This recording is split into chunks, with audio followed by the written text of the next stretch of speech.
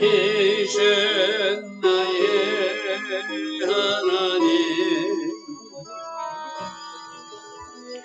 내가 주를 높이고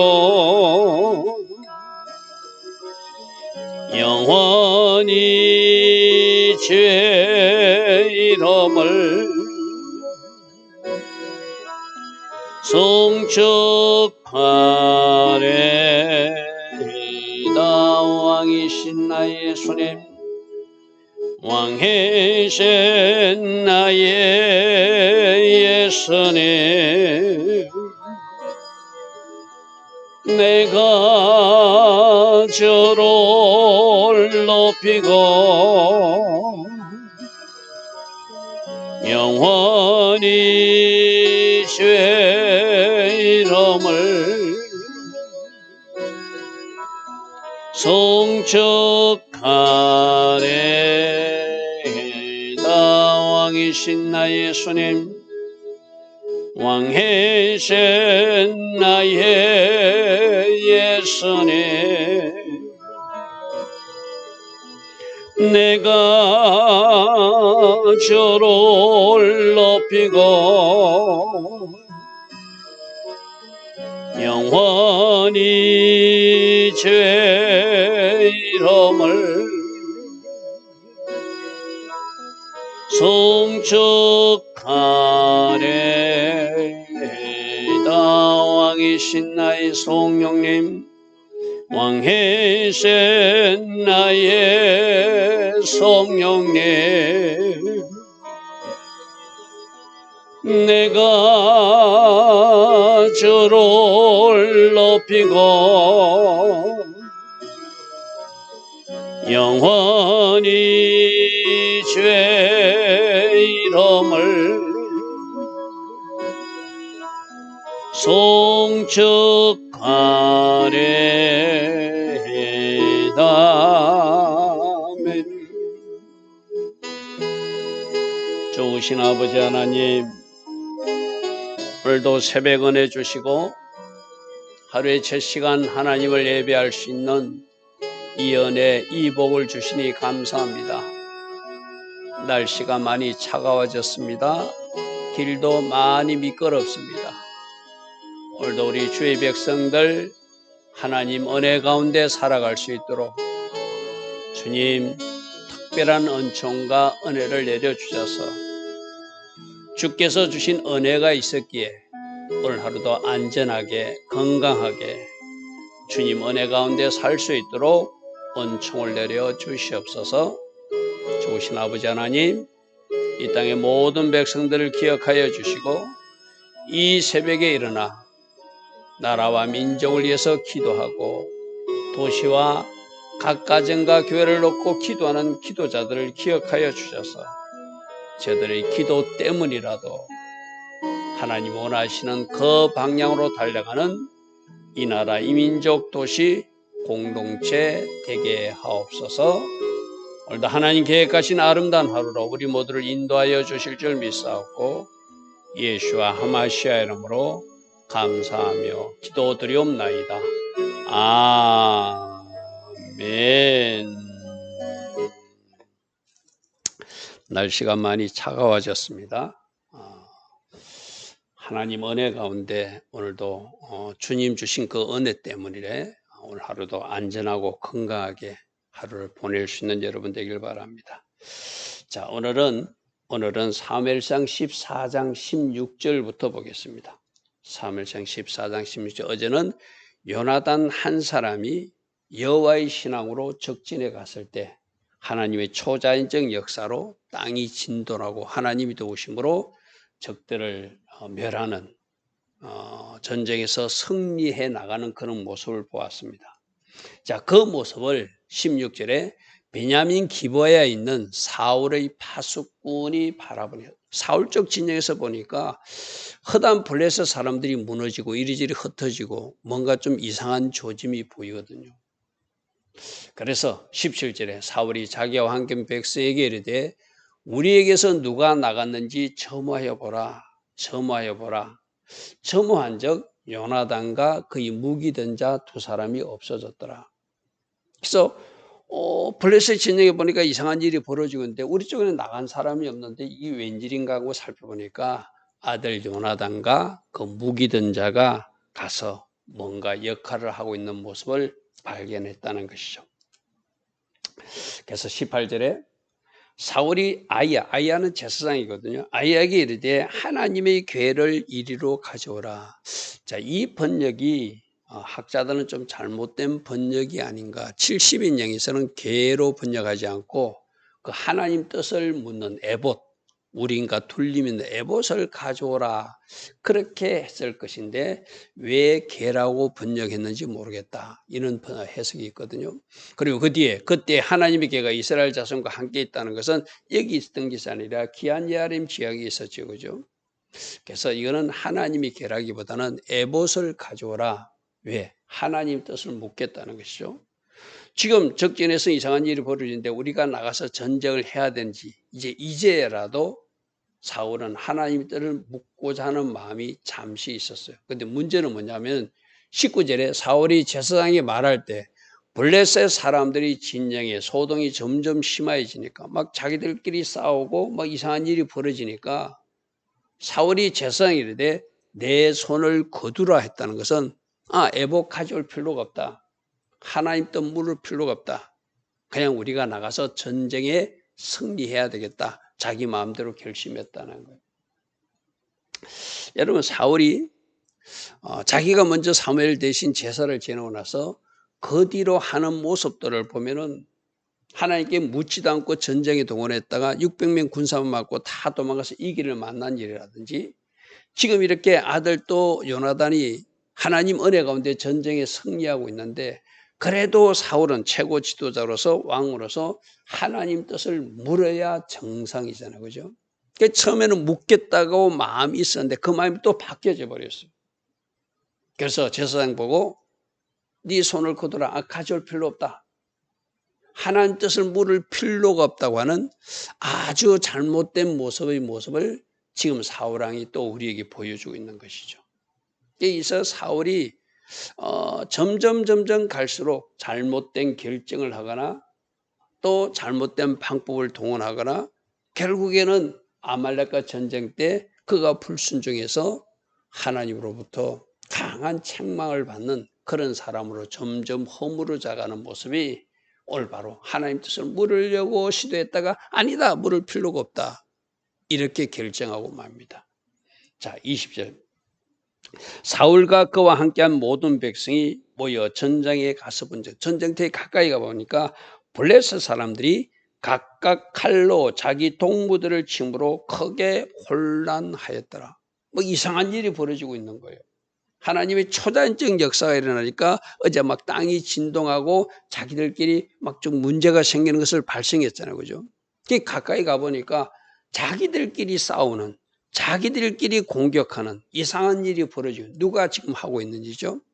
하나님이 하신 일이죠. 누구 때문에 이렇게 하고 계시죠? 바로 요나단. 그리고 하나님의 백성 이스라엘을 위해서 하나님께서 친히 지금 싸우고 계시는 것이죠. 누구는 잘못하고 있는데 사울왕은 잘못하고 있지만 사울왕은 뭔가 하나님 기뻐하지 않는 결정과 선택을 하고 있지만 그래도 요나단을 생각함으로 그래도 이스라엘 백성들을 생각함으로 하나님께서 친히 이 전쟁에서 역사하셔서 자기들끼리 치고받게 하고 또 하나는 21절에 전에 블레셋 사람들과 함께하던 히브리 사람이라는 것은 블레셋 사람들이 공격해 왔다가 남자들 징용해가지고 군인으로 뽑아갔던 사람을 말하거든요. 그들이 약탈하러 왔다가 남자들 있으면 잡아가서 자기들 군인으로 징용했던 그 히브리 사람들이 사방에서 블레셋 사람들과 함께 진영으로 들어왔다가 그들이 돌이켜서 갑자기 그들의 마음을 변화되게 해서 사울과 요나단과 함께 이스라엘 사람들과 합하게 이스라엘 편 쪽에 서게 하신 하나님.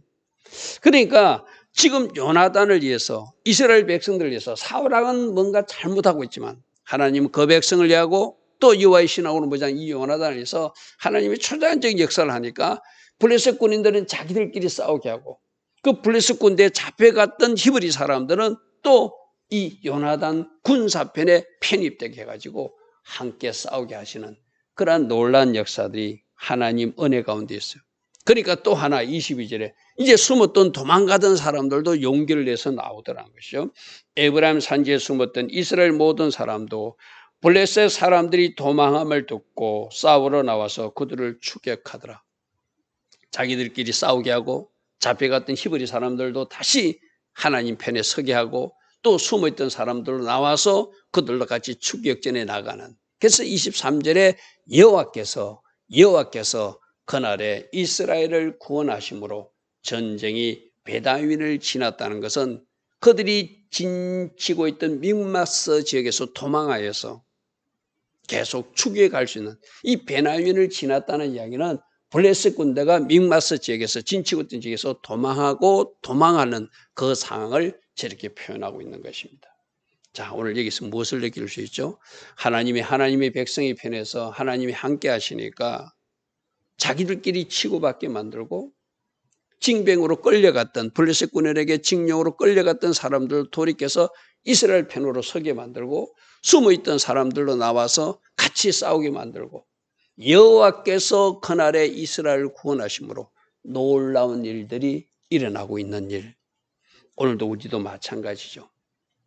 여호와의 신앙으로 무장한 사람, 하나님 기뻐하신 일을 하고 있는 그 한 사람 때문이라도 그 백성들 때문이라도 하나님은 오늘도 이 나라를 위해서도 일하시고 이 도시를 위해서도 일하신다는 것을 우리에게 보여주는 교훈입니다. 사울왕은 비록 잘못됐지만 사울왕은 비록 잘못된 결정을 하고 잘못된 선택을 하고 있지만 그 사울왕을 보는 것이 아니라 하나님의 백성들을 보시고 또 한 사람 요나단을 보시고 하나님은 역사하셔서 놀랍게 전쟁에서 승리하도록 역사하시는 그런 아름다운 모습을 보게 됩니다. 오늘 우리 삶에도 이렇게 일하시는 하나님 우리는 믿어야 되겠죠. 그죠? 한 사람 하나님의 비전을 가지고 하나님의 뜻대로 행하고자 하나님 마음에 합한 한 사람만 있어도 또 그 백성들을 위해서라도 하나님은 얼마든지 하나님이 계획하신 그 일들을 이루어 가신다는 것을 오늘 이 말씀 속에서 우리에게 보여주고 있습니다. 자, 그런데 24절부터는 또 문제는 사울이 자기 공명심에서 빨리 전쟁을 끝내고 싶어서 백성들에게 저녁 때까지 전쟁이 승리하기까지 아무 음식도 먹지 말라고 그렇게 맹세를 요구해가지고 맹세받는 또 잘못된 정책을 이 사울이 합니다. 24절 봅시다. 이날에 이스라엘 백성들이 피곤하다. 왜 피곤하죠? 전쟁 수행하는 중에 피곤하고 사울왕이 음식을 먹지 말라. 빨리 전쟁 끝내고 나서 음식 먹자. 왜 이랬을까요? 하나님을 위해서 이랬을까요? 아니에요. 자기 공명심으로 자기 명예를 높이고 싶어서 빨리 전쟁만 독려하기 위해서 백성들을 음식 못 먹게끔 그렇게 강요한 맹세를 받은 것이 있다는 거예요. 이 백성에서 맹세시켜 경계하여 이르기를 저녁 곧 내가 내 원수에게 보복하는 때까지 아무 음식이든지 먹는 사람은 저주를 받을지어다 하였습니다. 그러므로 모든 백성이 음식을 맛보지 못하고 피곤한 가운데 배고픈 가운데 전쟁을 치룰 수밖에 없는 이것도 또 사울왕이 잘못하는 것이죠. 아까 하나님 뜻을 묻지 않는 것도 사울왕이 잘못하는 것이고 자기 공명심과 자기 명예심 때문에 전쟁을 빨리 끝내고 싶어서 백성들을 굶겨가면서까지 전쟁을 막 끝내고 싶은 그래서 밥도 못 먹게 하고 백성들을 힘들게 만드는 지도자로서 바른 모습이 아니죠. 자, 25절 그들이 다 수풀에 들어간 적 땅에 꿀이 있었더라. 땅에 꿀이 있었더라. 꿀이 있으면 먹어야 되잖아. 배고프니까 그죠. 먹지 말라 했으니까 못 먹는 그런 상황이 빠진 거예요. 자, 26절입니다. 백성이 숲으로 들어갈 때 꿀이 흐르는 것을 보고도 그들이 맹세를 두려워하여 그거 먹으면 다 저주를 받을지다. 그렇게 맹세를 강요해서 맹세했기 때문에 손을 그 입에 대는 자가 없었으나 27절 요나단은 그의 아버지가 백성에게 맹세하여 명령할 때 듣지 못하였으므로 그 요나단은 그 이야기를 듣지 못해서 손에 가진 지팡이 끝을 내밀어서 벌집의 꿀을 찢고 그의 손을 돌려서 입에 대매 눈이 밝아졌더라. 맞잖아요. 배고플 때 단 것 들어가니까 그 당분이 들어가니까 힘이 나더라는 이야기죠. 그죠? 이렇게 하나님의 백성들이 이스라엘 군사들이 전쟁을 치를 때 먹을 것을 먹고 전쟁을 치르면 더 효과적으로 전쟁을 치를 수 있을 것인데 또 사울왕이 잘못된 지시와 맹세 요구로 이스라엘 백성들은 피곤한 가운데 지친 가운데 전쟁을 수행하는 모습이라는 것이죠. 28절입니다. 그때 백성 중 한 사람이 말하되 당신이 부친이 백성에게 맹세의 의미 말씀하시기를 오늘 음식물을 먹는 사람은 저주를 받을지어다 하셨습니다. 그러므로 백성이 지금 매우 피곤한 가운데 전쟁을 치르고 있습니다. 전쟁 하나만 해도 힘든데 음식조차 못 먹게 막 이렇게 채근하니까 너무 힘든 가운데 있습니다. 그러니까 29절 요나단이 말합니다. 내 아버지께서 이 땅을 곤란하게 하셨군요. 이 요나단이 바른 지혜를 갖고 있는 사람이죠. 여러분, 그래서 우리가 하나님 기뻐하신 일을 하면, 하나님 기뻐하신 선택을 하면 하늘에서 우리에게 지혜와 전략과 하나님의 영으로 함께 하셔서 그 사람은 계속 바른 결정과 바른 선택을 하게 돼요. 그러나 우리가 불순종하게 되면 사울왕처럼 하늘의 지혜가 임하지 않아요. 하늘의 전략이 임하지 않아요. 자기 생각으로 이랬다 저랬다 하나님 뜻을 묻겠다고 에봇을 가져오라 했다가 가져오지 말라고 했다가 또 자기 생각은 빨리 전쟁을 끝내겠다는 공명심 때문에 백성들은 굶어도 좋으니 쟁 때까지 아무도 먹지 말라. 그것을 강요해서 맹세를 받아서 백성들은 피곤하게 하고 힘들게 해서 그래서 내 아버지께서 이 땅을 곤란하게 하셨다는 것은 무슨 의미냐면 백성들을 힘들게 했다는 의미고 이 지친 백성들을 가지고 전쟁을 치르면 효과적인 전쟁을 할 수 없음을 지금 요나단이 말하고 있는 거예요. 누가 지금 바른 생각을 가지고 있죠? 요나단이 바른 지혜와 생각을 가지고 있죠. 사울왕은 최고 지도자로서 뭔가 이 생각이 이렇게 어두워졌어요. 그죠? 결정하는 것도 뭔가 그가 선택하는 것도 하나님 보시기에 아름답지 못한 길로만 가고 있는 거예요. 보라 내가 꿀 조금을 맛보고도 내 눈이 이렇게 밝아졌거든. 우리 아버지는 왜 이렇게 해가지고 이 백성들을 피곤하게 하고 전쟁도 효과적으로 치르지 못하도록 하고 있는가? 너무나 안타깝다는 것이죠. 그죠? 너무나 안타깝다는 것이죠. 30절. 하물며 백성이 오늘 그 대적에서 탈취하여 얻은 것을 임으로 먹었더라면 블레셋 사람을 살육함이 더욱 많지 아니하였겠느냐. 이 말은 뭐죠?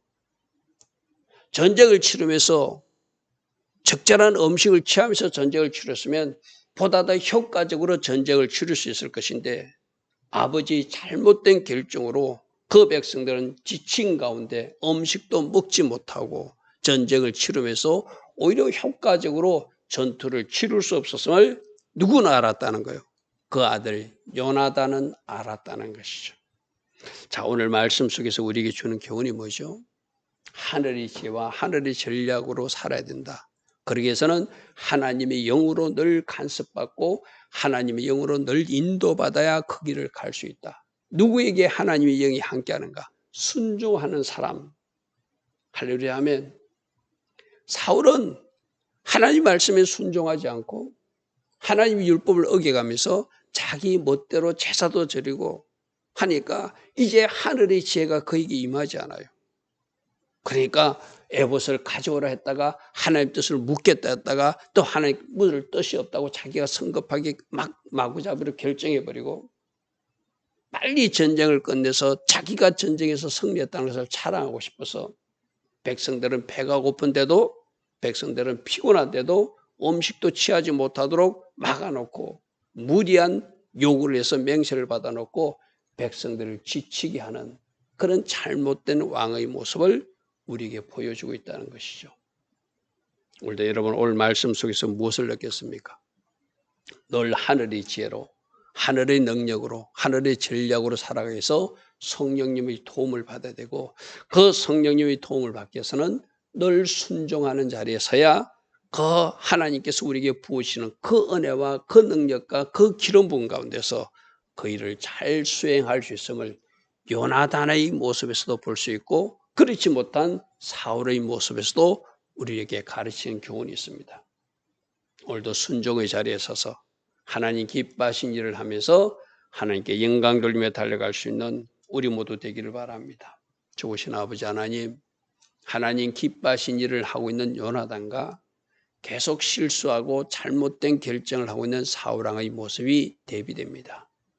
주님, 요나단으로 살게 하시고 사울의 실수가 우리들 인생에 나타나지 않도록 성령님 우리를 간섭하여 주시고 성령님 우리에게 기름 부어 주셔서 늘 하늘의 지혜와 하늘의 전략으로 살 수 있는 우리 모두 되게 하옵소서. 예수와 하마시아 이름으로 감사하며 기도드리옵나이다. 아멘.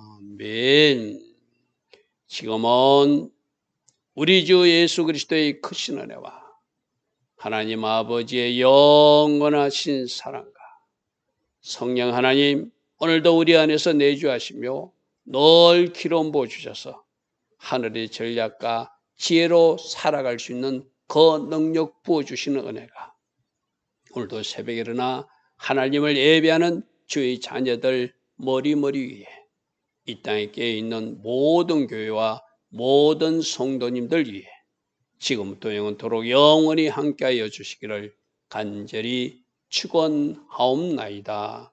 아멘.